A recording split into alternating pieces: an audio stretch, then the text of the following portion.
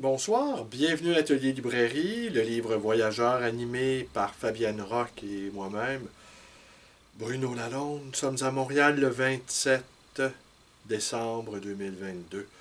Alors toute une journée à boire, à manger, des heures et des heures attablées. Ça a été très agréable.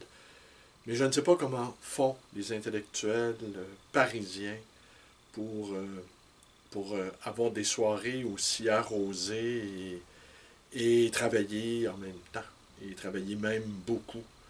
Alors, visiblement, je ne suis pas, vraisemblablement, je ne suis pas un intellectuel parisien.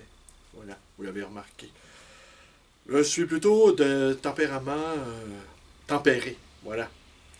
Alors, cette vidéo, elle risque d'être courte, mais je vais quand même vous dire un certain nombre de choses. Et peut-être est-ce le temps d'une petite rétrospective des bibliothèques dont je me suis porté acquéreur tout au long de l'année 2022. Alors, j'en ai retenu quatre que je vous ai entretenu au fil de cette année. Je pense que celle-ci, c'est la 320e vidéo consécutive. Alors, je ne sais de rien. J'ai pas l'intention de rien céder non plus dans les prochaines semaines, ni dans les prochains mois. Alors oui, fin février, je me suis porté acquéreur de... J'en ai retenu quatre. Et c'est assez particulier comme métier, libraire d'occasion et d'ancien. C'est que la plupart du temps, en fait, jamais on sait ce que les objets deviennent une fois que les gens s'en sont portés acquéreurs. Et dans mon cas, moi, je peux me retrouver avec des décennies de quêtes dans les librairies. Des décennies, ouais. Parce que une immense ou une bibliothèque importante, ça ne se crée pas en quelques années. Ça prend des décennies. Et la pratique de lecture, à moins qu'on se départisse de ces livres, ce qui peut arriver également. J'ai connu des gens qui ont eu deux, trois, quatre bibliothèques au gré des déménagements, au gré de changements de travail ou parfois de ruptures amoureuses. Les ruptures amoureuses sont l'occasion, comme vous le savez, de grands bouleversements. Mais la, il y a des bibliothèques qui ont survécu au déménagement, il y a des bibliothèques qui ont survécu à, à des changements de pays même, et il y a des bibliothèques qui ont survécu à tout en fait, mais qui ont même survécu, et c'est là un peu la nature de mon métier, qui ont survécu à leurs propriétaires. Et c'est là, ce sont là les bibliothèques les plus intéressantes, celles qui survivent à ceux qui les ont constituées. J'ai raconté à quelques reprises que dans les dernières années, je me retrouvais en présence de bibliothèques que j'ai moi-même aidé à établir, à construire. Et je retrouve sur la page de garde, je retrouve sur la page de garde ma propre graphie. Graphie qui a évolué au fil des années. Et je peux même dire que oui, tel livre a été acheté dans ma librairie, au milieu des années 90. Et tel autre, et je peux suivre l'évolution. Alors, un jour, j'espère lointain, on... ma bibliothèque me survivra aussi. Alors, j'ai retenu de cette année 2022, j'ai retenu quatre bibliothèques. Euh, la première, fin février, d'un écrivain important, un écrivain québécois important qui a cofondé une maison d'édition, qui a été cinéaste et qui a fait paraître plusieurs de ses livres dans des maisons d'édition importantes en France. Mais ce que j'ai retenu de ses propos, de cet écrivain, j'ai retenu deux choses. La première, il disait que toute sa vie, toute sa vocation aura constitué à, à vouloir aider les Québécois à se débarrasser de l'influence de la religion, de l'influence de la France et de l'influence des États-Unis. Vous en conviendrez avec moi. Bon, dans le cas de la religion, on peut dire que c'est presque mission accomplie. Dans le cas de la France, c'est passablement accompli, tandis que pour ce qui est de se débarrasser de l'influence des Américains, eh bien, bonne chance.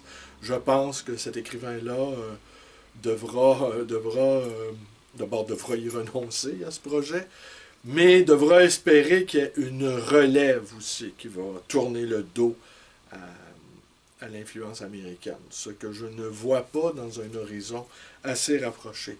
Il me disait également que c'était au début de la guerre, au début de l'agression russe en Ukraine, que si les Ukrainiens ne se rendaient pas rapidement, et lui jugeait que c'est ce qu'il devait faire, tout en jugeant l'agression russe tout à fait monstrueuse, le prix à payer serait inimaginable. Les Ukrainiens ne se rendent pas et le prix commence à être inimaginable. Alors l'année a débuté comme ça, par une assez belle bibliothèque avec beaucoup d'ouvrages autographiés, parce que cet auteur a connu le Gotha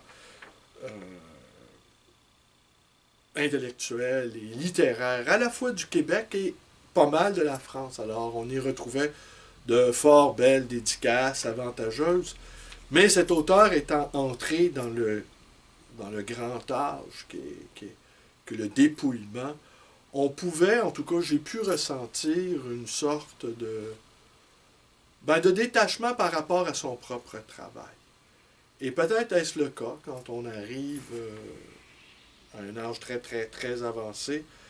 Peut-être que la contemplation des fruits de notre travail nous laisse froid. C'est le sentiment que j'en ai eu.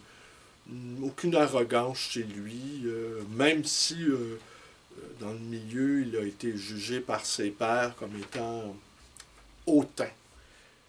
Peut-être est-ce à cause de sa taille longiligne et cette espèce de regard bleuté, un peu à la fois froid et intelligent, jugeant les choses avec désinvolture.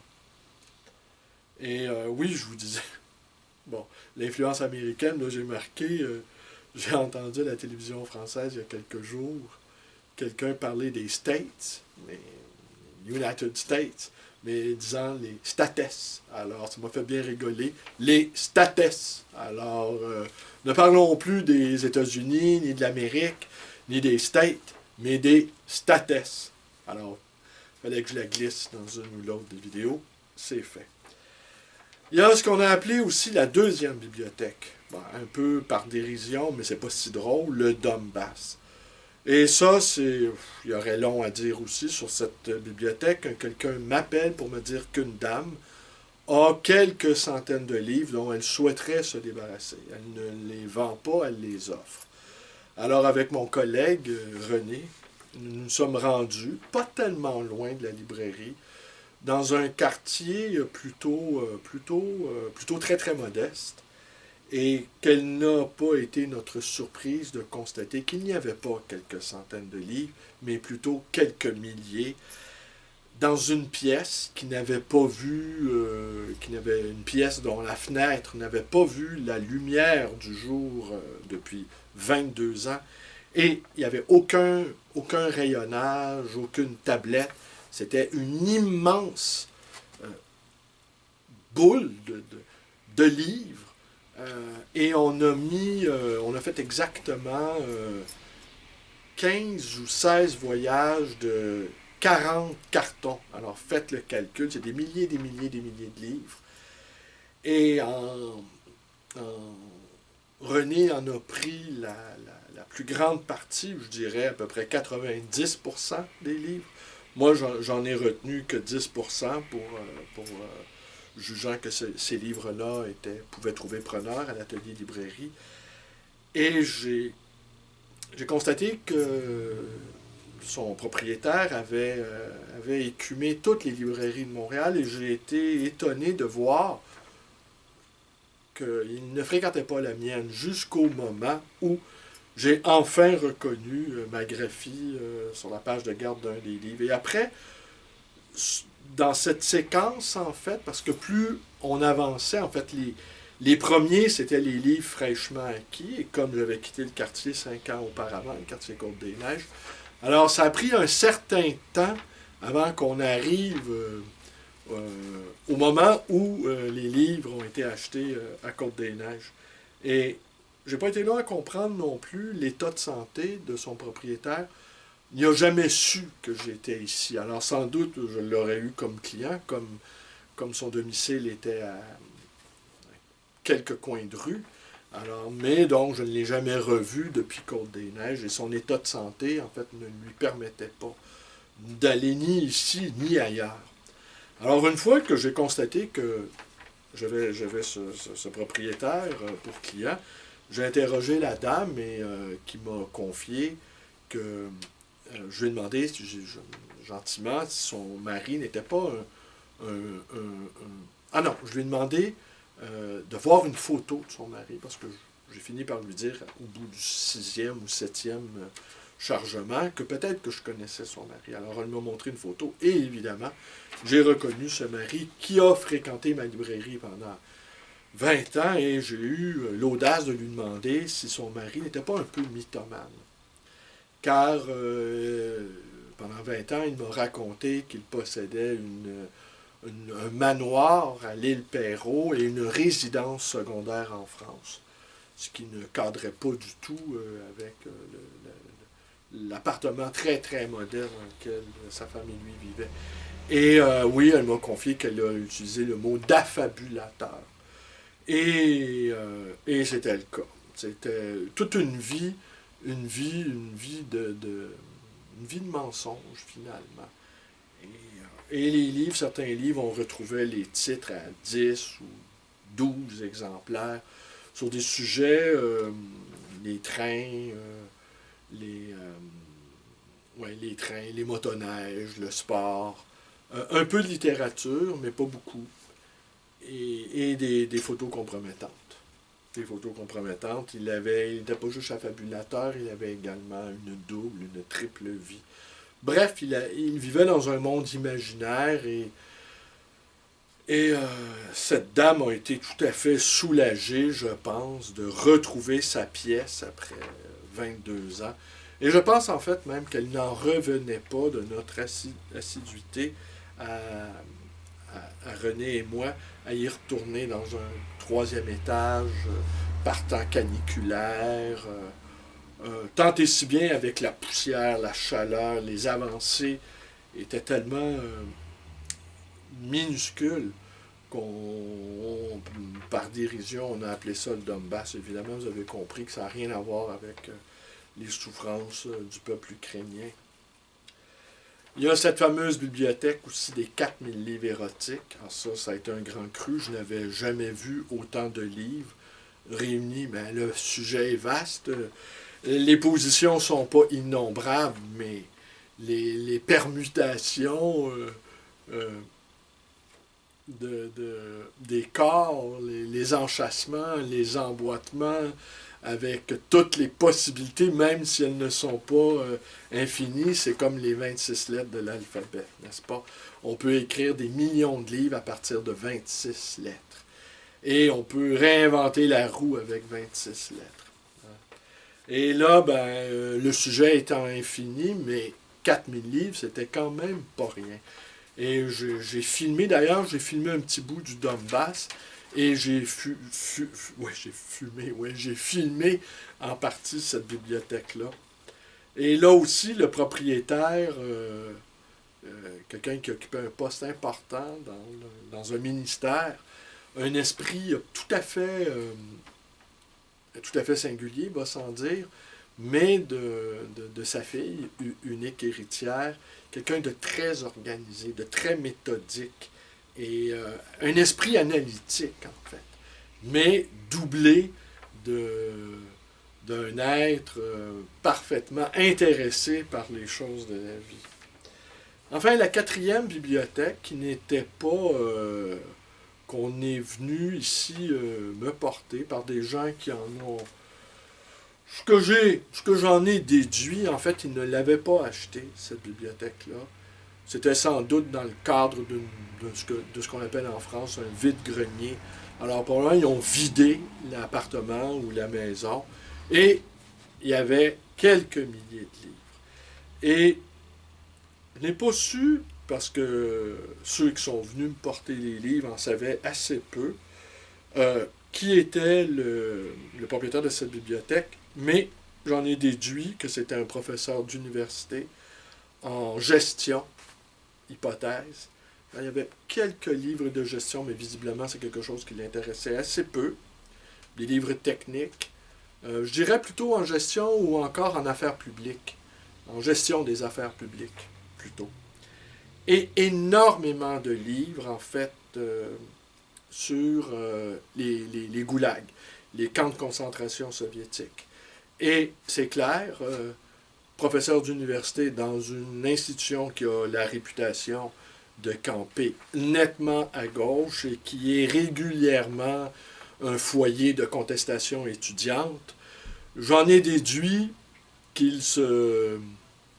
qu'en fait, pour lui, il accumulait des munitions argumentatives afin de contrer ou encore de déployer un arsenal contre l'idéologie dominante de son institution. Et en fait, mais comme la plupart du temps, les intellectuels non médiatiques, ce qui est quand même la règle, la norme, eh bien, la plupart du temps, les intellectuels non médiatiques ne s'affrontent pas. Ne s'affrontent ni dans les couloirs, ni dans les salles de profs. Et je pense que ce prof d'université se préparait, en fait, a passé une bonne partie, en tout cas, il y avait des livres en français et en anglais. Et je pense qu'il s'était infiniment préparé pour une guerre qu'il n'a jamais livrée, ou qui n'a jamais eu l'occasion enfin d'en découdre. Et peut-être était-ce une manière, parce que quelques livres à peine suffit pour comprendre l'ignominie des camps staliniens, par exemple. On n'a pas besoin de lire 200 livres, 300 livres, 400 livres sur le sujet pour se convaincre que Joseph Staline et ses sbires étaient d'ignobles assassins et que le système qu'ils ont mis en place était une horreur absolue. Mais lui, je ne sais pas s'il voulait s'auto-convaincre ou se préparait-il, hypothèse numéro 1, à un affrontement en règle avec les forces marxistes qui avaient envahi cette institution, mais assurément, à mon avis, le combat n'avait jamais eu lieu. Et n'a jamais eu lieu. Mais ce qui est intéressant, c'est qu'il avait aussi pour caractéristique ça, tous les lecteurs ont cette caractéristique. En fait, tous les lecteurs, j'allais dire professionnels, mais non, mais tous les lecteurs engagés profondément dans le processus de lecture, des lectures arborescentes, renvoyant à d'autres titres. Alors, beaucoup de ces livres, avaient des annotations dans les dernières pages où se trouvent les bibliophilies, et avec des indications comme quoi il était intéressé à lire ces livres-là, et ces livres-là se retrouvaient aussi dans le lot. Alors, c'était vraiment En fait, j'aurais envie de dire que cet homme-là aura passé, mentalement en tout cas, 20 ans de sa vie dans les goulags. Alors, et peut-être aussi, quel effet ça peut faire de passer 20 ans de sa vie dans une sorte de goulag mental ou à tout le moins intellectuel. On y trouvait aussi beaucoup de livres sur l'histoire du Québec et beaucoup de livres aussi sur les Autochtones. Alors, dans le cas des Autochtones, on pouvait imaginer que c'était un appel d'air. Dans le cas du Québec, un appel d'air, un appel à la liberté, en fait, l'évasion du goulag. Et dans le cas du Québec, le désir de fonder quelque chose. Le désir de beaucoup de penseurs indépendantistes. Alors j'en ai conclu que c'était quelqu'un, en tout cas ma conclusion, obsédé par les camps, détestant la gauche, rêvant d'un Québec indépendant en bonne harmonie avec les Autochtones. Alors voilà, ces bibliothèques, en fait, chaque bibliothèque personnelle, vous savez, j'aime me piquer d'être le psychanalyste des bibliothèques. Au fond, l'histoire de la littérature, la vraie histoire de la littérature, à mon sens, n'a pas encore été écrite. Elle est celle des lecteurs. Et la réflexion autour de la bibliothèque personnelle reste à faire, reste à développer, à mon avis. Et j'espère qu'avec mes petites vidéos, bien souvent improvisées, je contribuerai peut-être à cette anthropologie de la bibliothèque personnelle. Ah, quelle prétention, mais bon, pour arriver à de minces résultats, parfois, il faut des attentes démesurées. À demain.